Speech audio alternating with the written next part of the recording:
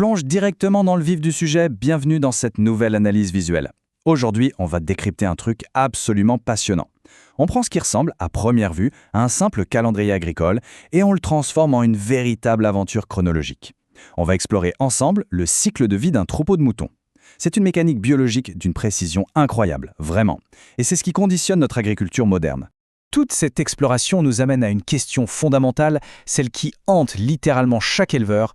Comment est-ce qu'on réussit l'année parfaite pour un troupeau ? Eh bien, spoiler, ça ne donne rien au hasard. Le vrai succès, il repose fondamentalement sur une seule et unique chose, la maîtrise totale de la science de la reproduction. C'est le moteur absolu, le cœur battant de toute l'exploitation. Pour bien comprendre cette horloge ultra rigoureuse, on va traverser 5 grandes phases. D'abord, l'enjeu de la reproduction. Ensuite, la préparation du bélier, la biologie de la brebis, l'accouplement et la gestation, et enfin, les règles critiques de l'agnelage. Allez, c'est parti. On entre donc dans notre première grande phase, l'enjeu de la reproduction. Parce qu'avant même de parler de technique pure, il est absolument crucial d'établir pourquoi ce calendrier biologique est si profondément vital. La conclusion de nos sources est sans appel. La reproduction, c'est de loin l'aspect le plus important de l'année ovine. En fait, elle dicte littéralement si un troupeau va être productif ou s'il va juste servir de tondeuse à gazon de luxe pour entretenir les pâturages. C'est vraiment la fondation absolue de tout plan de santé. Pour faire simple, sans reproduction contrôlée, eh bien, il n'y a pas de production. Passons à notre deuxième point, la préparation du bélier. C'est le premier grand acteur de notre histoire. Et en fait, son rôle demande une préparation physique et digne d'un véritable athlète de haut niveau avant la saison des amours. Pour illustrer l'intensité de la tâche, prenons ce chiffre. 150. 150. C'est le nombre de brebis qu'un bélier expérimenté, issu d'une race rustique élevée en colline, peut couvrir en une seule saison. Pour mettre ça en perspective, dans un troupeau standard, la moyenne tourne plutôt autour de 30 à 50 brebis par bélier. Et un jeune mâle. Il ne gérera que 15 à 25 partenaires pour sa toute première saison. C'est une performance physique absolument colossale. Et pour soutenir un effort pareil, un contrôle vétérinaire ultra rigoureux est obligatoire au moins 6 semaines avant l'accouplement. Sur cette checklist, on passe tout au peigne fin. Les dents, les ongles, les yeux, la présence de lésions cutanées. On vérifie même les caractéristiques sexuelles secondaires, comme le fameux bleuissement de la région de l'aine. Mais le point vraiment crucial ici, c'est le score d'état corporel. Le bélier doit commencer la saison à un score de 4 sur une échelle de masse graisseuse. Pourquoi 4 ? Eh bien parce qu'entourés de brebis en chaleur, ces messieurs oublient carrément de manger. Résultat, à la fin de la saison, leur score va inévitablement dégringoler à 3. Tout ça s'inscrit dans un calendrier d'été et d'automne super méticuleux. De mai à août, mâles et femelles font chambre à part, séparation stricte. En juillet, place au sevrage et au vaccin.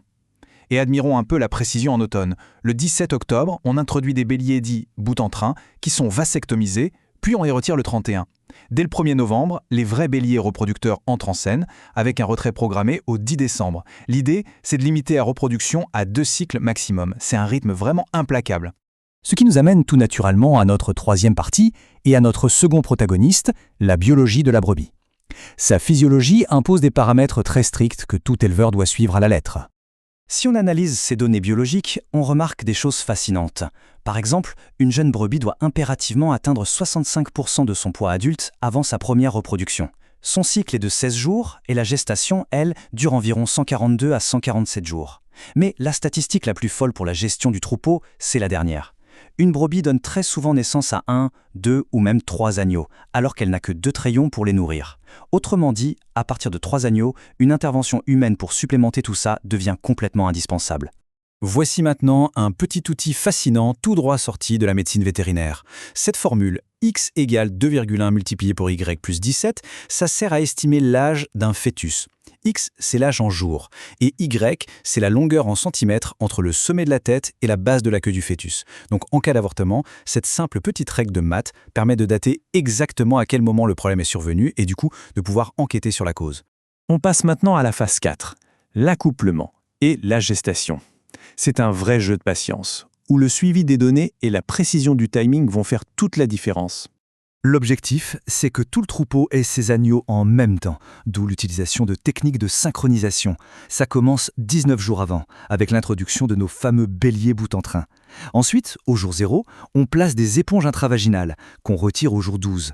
Le résultat est assez spectaculaire. Exactement 48 à 56 heures plus tard, au jour 14, les brebis sont parfaitement prêtes à être accouplées. Pour que cette méthode synchronisée fonctionne, il faut un ratio très strict. Un bélier pour 10 brebis, pas une de plus. Et bien sûr, il faut tracer tout ça. On équipe le bélier d'un harnais avec un crayon de couleur qui va venir marquer le dos des brebis accouplées. On change cette couleur tous les 7 à 10 jours pour pouvoir planifier précisément les futurs agnelages. Maintenant, imaginons une mésalliance. Le bélier du voisin s'échappe et rejoint le troupeau. Eh bien, on peut utiliser de la prostaglandine 7 à 9 jours plus tard pour annuler la gestation. Enfin, l'échographie entre le 50e et le 90e jour est vitale, tout comme la surveillance de l'alimentation. Une carence peut provoquer un effondrement métabolique fulgurant chez une brebis gestante, et on veut absolument éviter ça.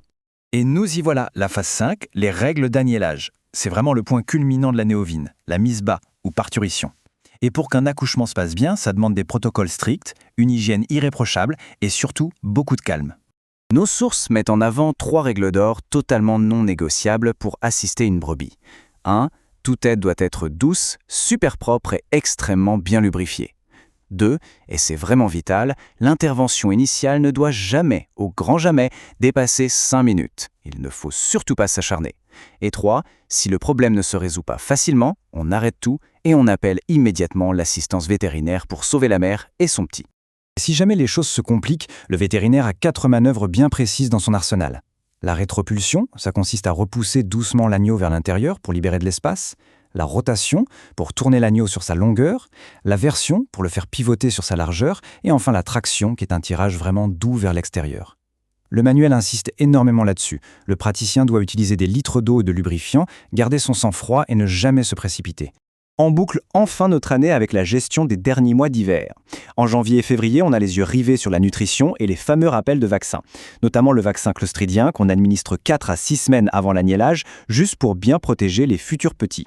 En mars, on sépare les adultes et en avril, bam, le grand spectacle de l'agnellage commence enfin, l'aboutissement d'une année entière de préparation et de calcul. Quand on assemble toutes ces pièces du puzzle, une chose devient hyper claire. L'image d'Épinal du petit berger qui regarde pensivement ses moutons broutés, c'est complètement obsolète. Le berger moderne, c'est à la fois un biologiste de pointe, un planificateur redoutable et un vrai professionnel de la santé animale. Sommes-nous seulement conscients du niveau de science qui se cache derrière chaque maillon de notre agriculture locale ? C'est une vraie question à se poser. Abonnez-vous pour plus de vidéos simples et éducatives.